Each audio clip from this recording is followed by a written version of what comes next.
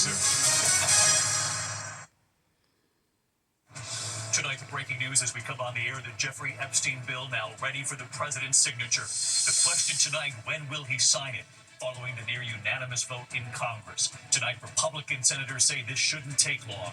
But tonight, our Pierre Thomas asking the U.S. Attorney General Pam Bondi if all of the files will now be made public. How she answered. Also tonight, the Justice Department's case against James Comey, with President Trump's hand-picked U.S. Attorney, Lindsey Halligan, who has never tried a criminal case, admitted to the judge today. Is this case now in jeopardy? Tonight, the federal terrorism charges the horrific attack on a commuter train. The suspect seen on surveillance allegedly setting a woman on fire in Chicago.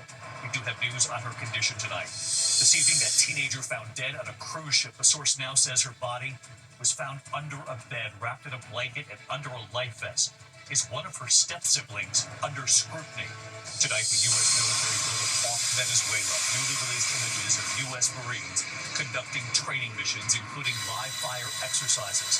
Our team off Venezuela tonight. What is the president now planning? The war in Ukraine tonight. Russia launching a brutal new attack on Ukraine, one of the deadliest this year. Ian Pennell standing by amid this new U.S. peace proposal offered to Ukraine. Does it heavily favor Russia? Back in the U.S. tonight, the brazen robbery. Police say the suspect armed with an AR-15 style rifle in the middle of a busy casino. The interstellar comet getting closer to Earth. Only the third time this has ever happened. The Miss Universe pageant contestant fell on stage, rushed off on a stretcher. We have news on how she's doing tonight. And a possible new fee at the airport? Well, some passengers going through TSA security at the airport soon have to pay $18. What this proposal is all about. From ABC News World Headquarters in New York, this is World News Tonight with David Muir. Good evening. We begin tonight here with the breaking news. We have just learned at this hour the bill demanding the release of the full Jeffrey Epstein files has now been sent to the White House, now awaiting President Trump's signature, 24 hours after that near-unanimous passage in Congress. The question tonight, when will the president sign it? And how long does the Justice Department have to get the files out after the president signs the bill? And tonight here, our Pierre Thomas asking the Attorney General Pam Bondi, will all of the files be released? And how she answered, making headlines. Pierre Thomas leading us off tonight. Tonight, the bill demanding that the Justice Department release the Epstein files is ready for President Trump's signature. But 24 hours after the bill was overwhelmingly approved by Congress, President Trump has yet to sign it. Earlier this week, he said he would. Sure I would. Let the Senate look at it. Let anybody look at it. But don't talk about it too much because, honestly, I don't want to take it away from us. If Trump does sign the bill into law, the Justice Department will have 30 days to make the files public.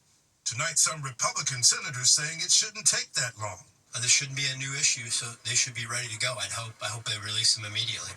But even though the issue has been brewing for weeks with pressure mounting, today Attorney General Pam Bondi would not explain how the process will play out and what, if anything, will be released. We will continue to follow the law with maximum transparency while protecting victims. I pressed the AG on whether that means the full files will come out. When you say follow the law, Attorney General, do you mean that you will provide all the files by 30 days? We will follow the law. We will continue to follow the law, again, while protecting victims, but also providing maximum transparency. Lawmakers on both sides watching these next steps very closely. There must be no funny business from Donald Trump. This is not an invitation for Donald Trump to pick and choose his version of the truth. President Trump didn't need Congress to get the Epstein files out. He could have just ordered Bondi to do it on his own. Instead, in recent days, he instructed the Attorney General to launch a new investigation into Epstein's ties to Democrats. Critics call that an effort to deflect from the president's own association with Epstein, noting Bondi herself had closed the books on the Epstein case earlier this year. At the time, she said the department had not uncovered evidence that could lead them to investigate anyone else. Today, I asked her what had changed. What changed since then that you launched this investigation? Information that has come for information. There's information, that new information, additional information. The Attorney General. So, David, we don't know if the new investigations will lead to a delay in the release of the Epstein files. Critics warn it could be an effort to stall. But those victims who we saw on Capitol Hill, who were there to witness Congress act, are demanding justice and total transparency. David? Pierre Thomas leading us off here tonight. Pierre, thank you. Tonight is the Justice Department's case against James Comey in jeopardy. This evening, President Trump's hand-picked U.S. Attorney, Lindsay Halligan, who has never tried a criminal case before, and what she acknowledged to the judge today. It shocked many in the courtroom. James Comey and his family in court began whispering. And the question now, where does this case go from here? Here's our chief investigative correspondent, Aaron Katursky. Tonight, the criminal case against former FBI Director James Comey is in serious doubt after a stunning admission in court by President Trump's hand-picked prosecutor.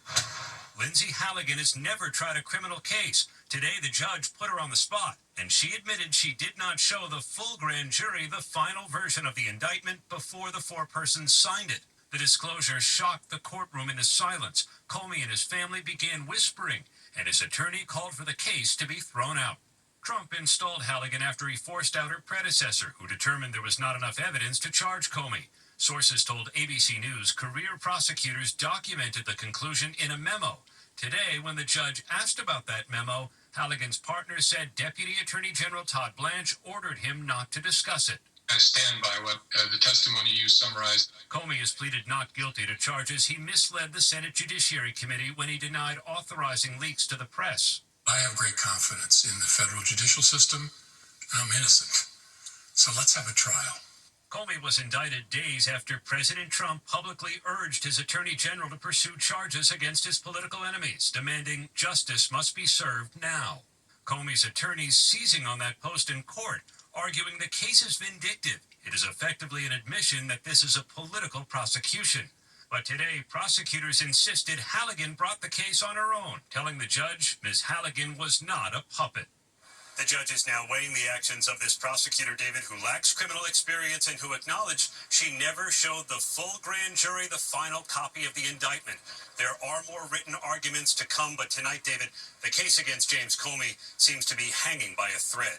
David? Our chief investigative correspondent, Aaron Katursky, thank you. Tonight, federal terrorism charges after a horrific attack on a commuter train in Chicago. Prosecutors say the suspect seen on surveillance allegedly setting a woman on fire. Tonight here, we do have news on her condition, and here's ABC's Rhiannon Alley. Tonight, the man seen in these surveillance images allegedly setting a woman on fire on a Chicago commuter train is facing federal terrorism charges. A 26-year-old woman was deliberately set on fire by Lawrence Reed in an unprovoked attack. According to a criminal complaint in train surveillance, on the night of November 17th, 50-year-old Lawrence Reed, holding a small bottle, approaches a woman from behind, where he took the cap off the bottle and poured a liquid from the bottle all over the victim's head and body. Prosecutors say he lit the bottle and used it to light her on fire. When the train stopped and the victim was able to muster the strength to stumble on the platform, two good Samaritans put out the flames. Reed was captured about 12 hours later. Surveillance images from a gas station allegedly show Reed filling a bottle with gasoline before the attack. David, Reed faces life if convicted. That writer still has critical injuries. Prosecutors are now asking for prayers. David? Rhiannon Alley reporting tonight. Rhiannon, thank you. Now to the case of the 18-year-old girl found dead on board a Carnival cruise ship sailing from Miami to the Caribbean. Tonight, a source now says her body was discovered under a bed, wrapped in a blanket, and under life vests. And the court filing that suggests one of her step-siblings could be under scrutiny. Here's Victor Akendo. Tonight, chilling new details in the mysterious death of the 18-year-old teen whose body was found aboard the Carnival Horizon cruise ship. A security source briefed on the investigation tells ABC News Central Florida cheerleader Anna Kepner was discovered under a bed, wrapped in a blanket, and covered by life vests. The cause of death not yet released. Kepner's stepmother now calling her child a suspect in the teen's death, according to a new filing in an unrelated family court dispute, saying it is true there is an open investigation regarding the death. Tonight, that security source identifying the child as a stepbrother. Kepner was on the Caribbean cruise with her father, stepmother, and two younger step-siblings earlier this month. The grisly discovery made before the boat redocked in Miami. Investigators now poring over the ship's security records, camera footage, and access cards. Tonight, the FBI declining to comment. David, investigators are waiting for the full toxicology and autopsy reports. Both could take weeks. Carnival Cruise Line says they are fully cooperating with the Miami office of the FBI in the investigation. David? All right, Victor Akendo reporting from Miami tonight. Victor, thanks. We move on now to the U.S. military build-off off Venezuela. Tonight, here, newly released images of U.S. Marines conducting training missions, including live fire exercises. What is the president now planning? And ABC's Matt Rivers off Venezuela for us again tonight. New images tonight showing U.S. Marines training here in Trinidad and Tobago.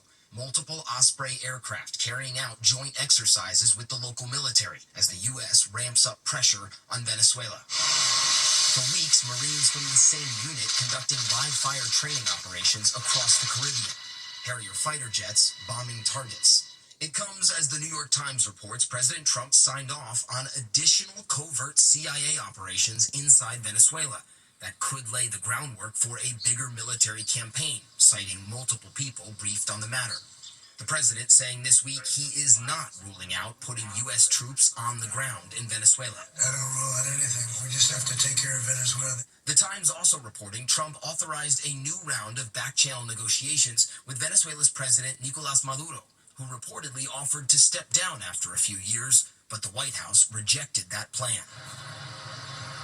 David, as far as the end game here, many experts say, sure, it can be about stopping drugs in this part of the world, but it's also very likely about more than that. It's very likely about forcing President Maduro from power one way or another.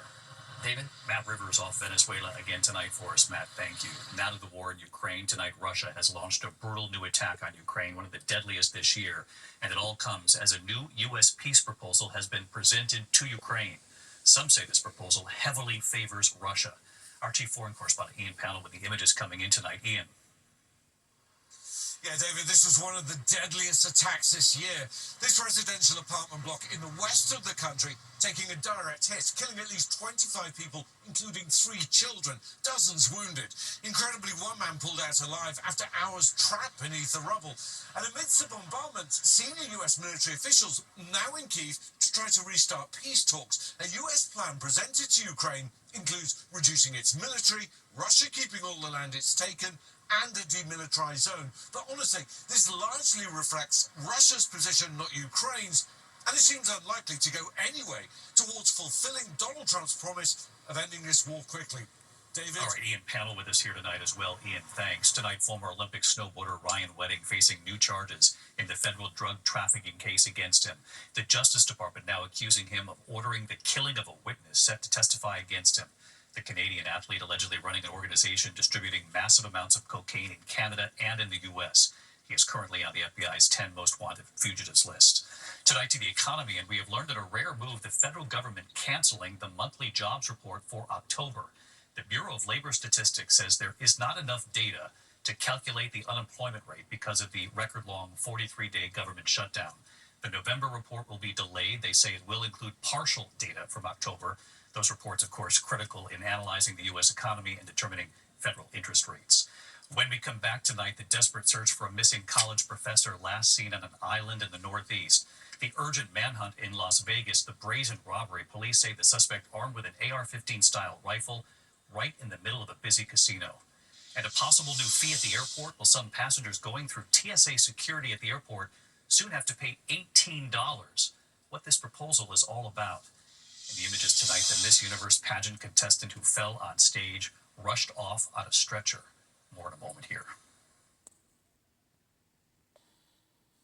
Tonight, the brazen robbery in Las Vegas. Authorities releasing surveillance images they say show a suspect pulling out an AR-15 style rifle and demanding money from a casino cashier at the Rampart Casino. The suspect leaving with an undisclosed amount of cash. Tonight, an urgent search for a college professor last seen on Peaks Island in southern Maine. Wiley Davey is a professor at Bentley College in Massachusetts. Authorities are now using search dogs, combing trails and wooded areas. Residents have been told to stay off the trails while this search is underway. Tonight, the TSA is now proposing a new rule to charge passengers who don't have a real ID or a passport. Those passengers would pay $18 and have their identity verified at special kiosks. The verification would be good for 10 days. It's not clear when the new rule would go into effect. Cleveland Browns quarterback Shedeur Sanders, Deion Sanders' son, now saying he's okay following the break-in at his home. People have been texting me, "Are you okay?" Yes, I'm fine. I didn't get robbed. My house did. Police say thieves stealing about $200,000 in items on Sunday while he was playing. The Browns saying Sanders will start this weekend. When we come back here tonight, the botulism outbreak growing involving infants. 31 cases now in 15 states. What you need to know about this. And the Miss Universe pageant contestant who fell on stage. He was rushed off on a stretcher. The images here in a moment.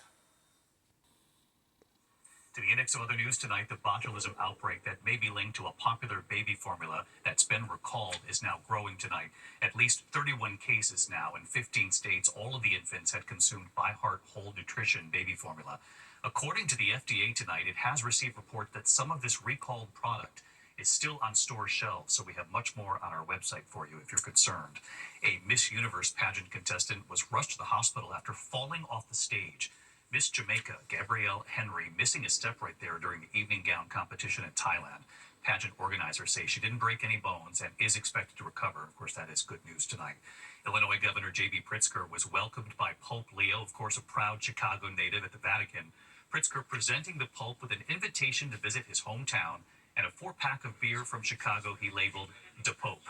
Pope Leo telling the governor, "We will put that in the fridge." Tonight, NASA unveiling new images of an interstellar comet passing through our solar system. It's called 3I Atlas. It will pass within 170 million miles of Earth next month. It's only the third confirmed object from outside our solar system, and you can see it from Earth in the pre-dawn sky, but you will need a telescope. Fascinating tonight. When we come back here, America Strong, the children from New Jersey, and what they did for a beloved rescue dog. You have to see this. Funny tonight here, the rescue dog who is deaf and the school children determined to find a way to communicate with him. Their teacher with a lesson they won't forget. America Strong. Tonight at Dr. William Menny's Elementary School in Vineland, New Jersey, west of Atlantic City, the remarkable lesson for the students from their teacher and his rescue dog. A few years back, their music teacher, Mr. Chris Hanna, adopting Cole from a shelter, a pit bull mix who was born deaf. At the time, Mr. Hanna thinking of his own nephew, Kevin, who is also deaf. Kevin and that dog playing together, bonding. Mr. Hanna began bringing Cole to school in hopes of teaching his young students about being different, the dog who was deaf, how to still connect with him, and the importance of acceptance. Cole on the school bus, at school assemblies, in the classroom, Mr. Hanna using sign language to communicate with his dog. And so for Cole's birthday, Mr. Hanna teaching a valuable new lesson. Cole with his birthday crown, turning 9 now. The assembly in the school auditorium. The students about to sing happy birthday, but watch. Happy birthday. They are signing the song as well as singing it. Happy birthday to you. Happy birthday, dear Cole. Happy birthday to you. And right here tonight, hi, David, Mr. Hanna and Cole. And just watch as Mr. Hanna signs to his dog to talk. Talk to Dad.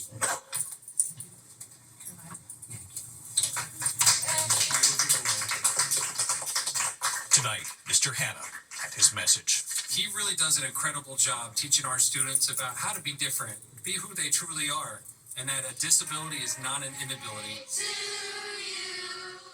Happy birthday, Cole, and what a lesson. I'll see you tomorrow. Good night.